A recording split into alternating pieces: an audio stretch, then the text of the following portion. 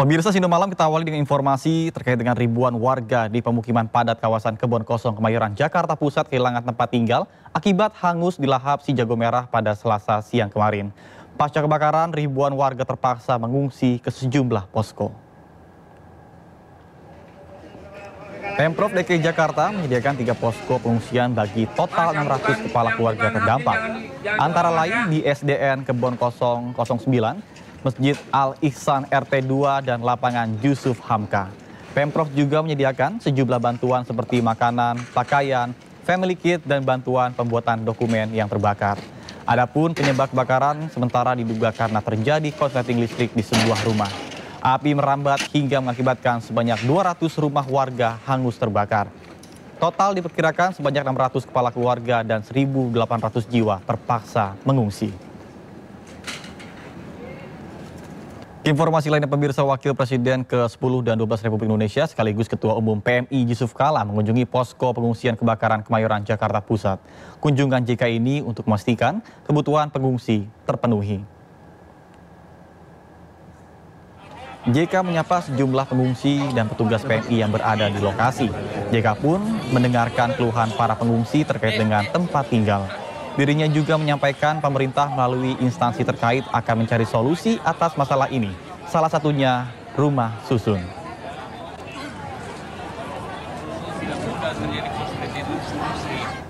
Sebelumnya kebakaran hebat melanda pemukiman warga di Kemayoran, Jakarta Pusat. Puluhan unit mobil pemadam kebakaran dikerahkan untuk memadamkan api. Besar apinya. Aduh, lambat sekali. Kobaran api dengan cepat menghanguskan permukiman padat penduduk di Jalan Gempol, Kemayoran, Jakarta Pusat, Selasa siang.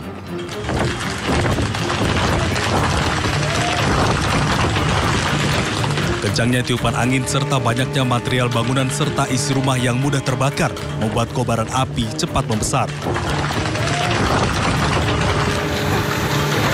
Sebanyak 16 unit mobil damkar dikerahkan ke lokasi guna mencegah kebakaran kian meluas.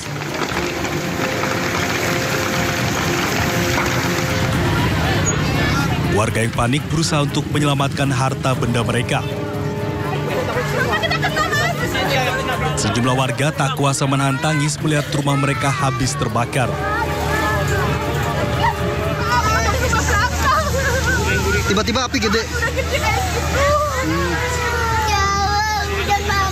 Dari listrik atau kompor apa, Bu? Otot. Sempat ada ledakan nggak, Bu, atau gimana, Bu? Tiba-tiba api aja, Bu. Rumah Ibu kena, rumah Ibu.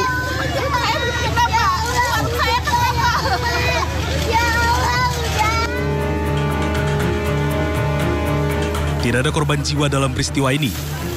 Sementara belum diketahui penyebab pasti kebakaran, sedangkan kerugian ditaksir mencapai ratusan juta rupiah. Dari Jakarta, Rani Sanjaya, iNews melaporkan. Beralih ke informasi lainnya, pemirsa, Iwas alias Agus tersangka kasus pelecehan seksual terhadap mahasiswi di Mataram, NTB, hari ini menjalani rekonstruksi adegan. Sebanyak 49 adegan diperagakan Agus di 3 lokasi, yakni di Taman Udayana, Homestay, dan Islamic Center.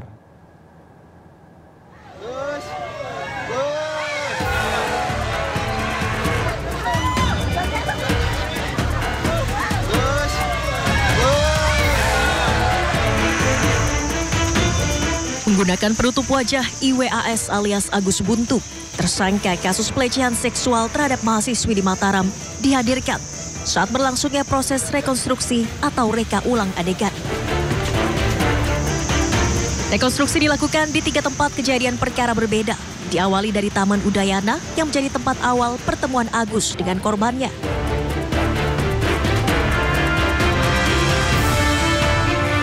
Rekonstruksi kemudian berlanjut di Homestay hingga Islamic Center.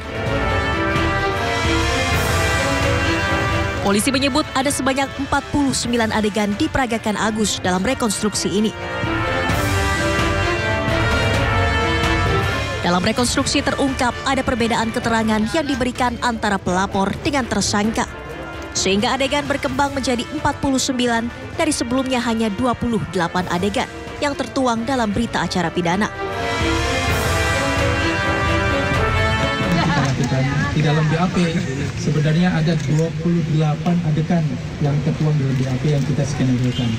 Tetapi saat ini berkembang di lapangan itu ada 49 adegan. Hal ini disampaikan karena ada perkembangan perbuatan yang dilakukan oleh tersangka itu mengembang di lapangan. Ini kami laksanakan, kenapa? Karena kami mengakomodir keterangan-keterangan yang diberikan oleh tersangka dan perbuatan dilakukan di 3 TKP. Untuk yang di sini karena belum mulai ya, tapi setidaknya tadi untuk yang di homestay kami bisa mengikuti sampai di tempat parkir, sampai di ini fleksibel ya, jalannya fleksibel ya, sampai di bagian membayar ke pihak homestay. Di situ yang kami garis bawahi sih sebenarnya ada kesesuaian dengan keterangan korban, di mana yang meminta, yang memerintah untuk membayar itu adalah tersangka, dan dari hasil rekonstruksi tadi juga memperlihatkan bahwa tersangka lah yang memberikan perintah untuk membayar. Jelas ini adalah merupakan suatu keterangan yang yang kita semua bisa langsung lihat, yaitu apa yang disampaikan oleh Agus. Sampai 49 itu seperti apa yang disampaikan tadi, yang aktif itu adalah, yang awalnya yang aktif itu adalah tersangka, namun tapi apa yang sudah kami dengarkan dan kami lihat itu adalah yang aktif itu adalah dari pihak korban.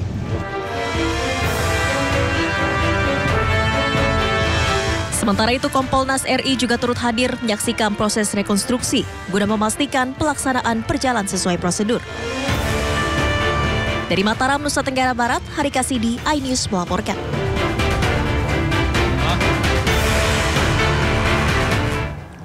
Pengelola penginapan akhirnya buka suara terkait dengan Agus difabel. Menurutnya, Agus kerap datang bersama dengan perempuan yang berbeda.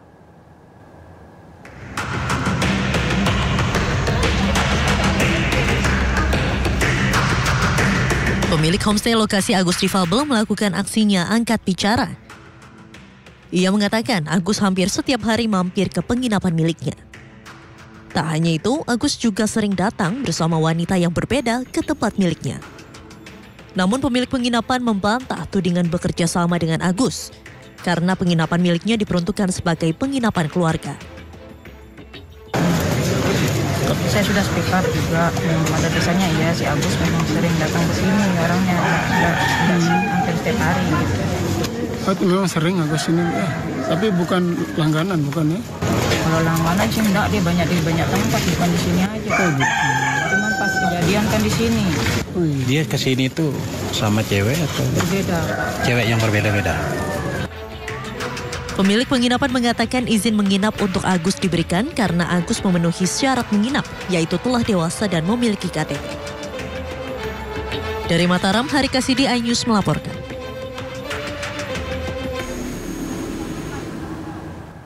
Kasus pria disabilitas Agus Buntung yang menjadi tersangka pelecehan seksual di Nusa Tenggara Barat terus mengemuka.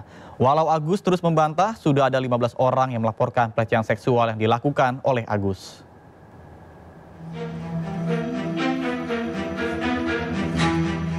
Iwayan Agus Suwartama alias Agus Buntung ditetapkan sebagai tersangka pelecehan seksual oleh Polda Nusa Tenggara Barat. Penetapan tersangka pada Agus menjadi sorotan publik, terlebih karena keadaan fisik Agus yang merupakan tunadaksa yang tidak memiliki kedua tangan.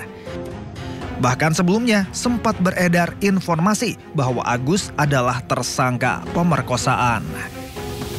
Kalau rekan-rekan tahu sempat viral disabilitas yang menjadi tersangka, hari ini kita masukkan rilis. Jadi tindak pidananya adalah bukan pemerkosaan gitu ya. Jadi bukan pemerkosaan, akan tetapi ini adalah pelecehan seksual fisik. Gitu. Jadi sebuah ini yang berbeda. Direktur Reserse Kriminal Umum Polda NTB Kombes Pol Syarif Hidayat menambahkan, penetapan tersangka Agus dilakukan berdasarkan hasil penyelidikan dan penyidikan. Jadi dia seolah-olah membangun persepsi, menekan korban dengan kondisi korban yang lemah, sehingga memanipulasi dan mengikuti kata-kata si pelaku. 2 korban yang sudah kita periksa. Polisi menegaskan, penetapan Agus sebagai tersangka sudah sesuai prosedur. Polisi telah mengantongi 2 alat bukti yang membuktikan Agus sebagai tersangka pelecehan seksual. Selain itu, polisi sudah mendapatkan keterangan dari 5 orang saksi, Mereka adalah teman korban yang mengetahui kejadian tersebut. Agus sendiri membantah melakukan tindakan asusila dan merasa dijebak oleh korban atau pelapor.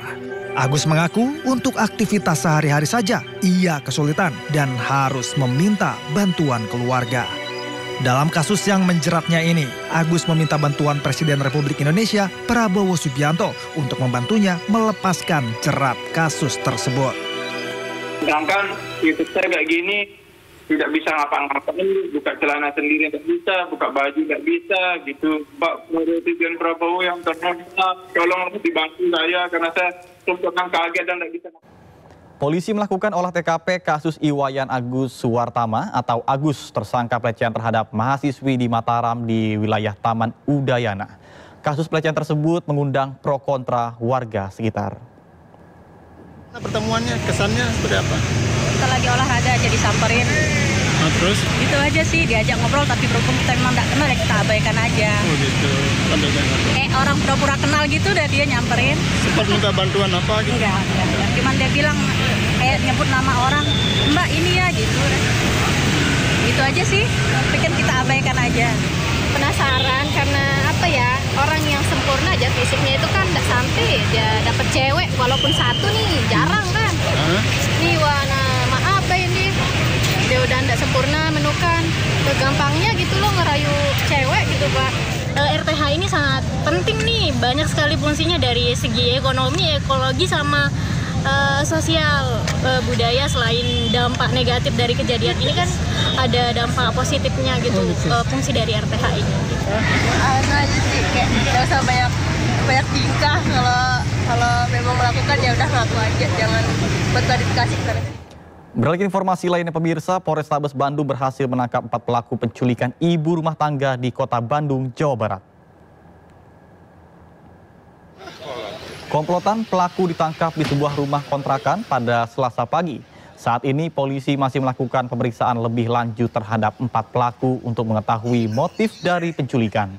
Dari hasil keterangan sementara, otak dari penculikan tersebut yakni pelaku DA. DA menyuruh 3 rekannya untuk melakukan aksi penculikan. Motif sementara yakni pelaku DA sakit hati terhadap korban. Sebelumnya, aksi penculikan terhadap seorang ibu rumah tangga terjadi pada hari Minggu saat korban hendak masuk ke rumahnya.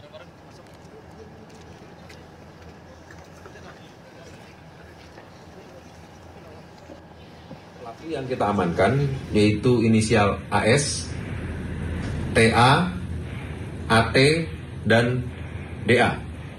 Untuk masing-masing dari pelaku tersebut, untuk otak dari pelaku tersebut adalah DA yang mengajak ke 3 orang tersangka lainnya. Yang bersangkutan motifnya adalah sakit hati. Untuk sakit hatinya seperti apa nanti kita akan dalami selesai pemeriksaan di Polrestabes Bandung. Tetapi memang korban dan tersangka memang sudah. Aksi unjuk rasa massa gabungan Serikat Buruh Migas Indramayu berakhir ricuh. Informasi selengkapnya tetaplah bersama kami di Sindo Malam.